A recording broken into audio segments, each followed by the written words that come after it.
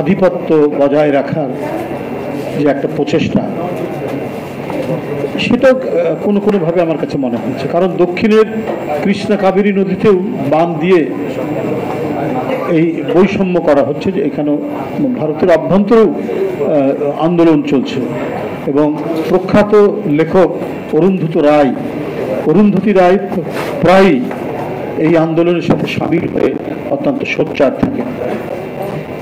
যেটাকে আমরা আর্যবর্ত বলি আর কি, উত্তর ভারতীয়, এদের সেই প্রাচীন কাল থেকে আপনি জানেন অশ্বমেধ যজ্ঞ করার একটা অভ্যেস আছে, যে তারা যজ্ঞ করে ওরা ছেড়ে দেবে, এবং প্রান্তিক রাজারা যদি কেউ সেটাকে আটকে দেয় তাহলে বুঝতে হবে সেই রাজা কেন্দ্রীয় সম্রাটের প্রতি অবজ্ঞা করছেন, সুতরাং সেই দেশ এই যে একটা ডক্ট্রিন তাদের মাথার মধ্যে কাজ করে, সেখান থেকে তারা এখনো সরে যায়। তারা যেটি করবেন সেটি অবধারিত, সেটা অবশ্যই পালনীয়, সেটা কোনো ব্যত্যয় হবে না। এই নীতি, সেটা আমরা যেটাই বলি না কেন, চাণক্য নীতি বলি বা অন্য যে কোনো ডক্ট্রিন বলি না কেন, তাদের হৃদয়ের অভ্যন্তরে এই ধরনের একটি কাজ করছে।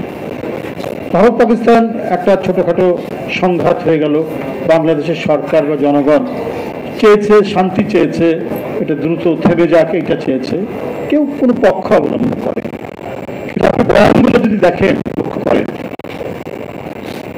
দেখবেন যে এই ভারত পাকিস্তান যুদ্ধে পাকিস্তানকে তো যেভাবে মিডিয়া, মানে গদির সাথে সংশ্লিষ্ট যে মিডিয়া, তো এরা যেভাবে বয়ান তৈরি করেছে, অপপ্রচার, আন্তর্জাতিকভাবেও কিন্তু প্রতিবাদ এসেছে। তারা বাংলাদেশকেও টেনে নিয়ে আসছে এই অপপ্রচারের সাথে। সামাজিক গণমাধ্যমের সাথে যারা জড়িত তারা বলছে যে এই বাংলাদেশকে ৭১ সালে আমরা সহযোগিতা করেছি তাদের স্বাধীনতার জন্য, কিন্তু এটা ভুলে গেলে চলবে না, ওদের ভিতরেও কিন্তু এক ধরনের পাকিস্তান আছে।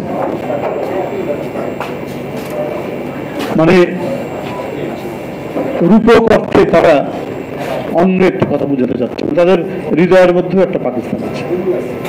এই যখন মেন্টালিটি, এই যখন মানসিকতা, আমরা সেইখান থেকে সমমর্যাদা সম্পন্ন কোনো কিছু পাবো এটা আশা করা যায় না।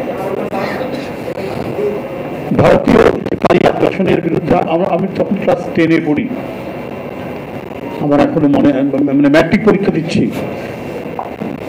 ৭৬ সাল। ঘটনাটা হয়েছে রাজশাহীতে জমায়েত হয়ে তারপরে কানসাটের দিকে মিছিলটা গেছে। তো মানুষের যে উত্তেজনা, উদ্দীপনা, এবং সারা বাংলাদেশ থেকে সেভাবে ঝাঁকে ঝাঁকে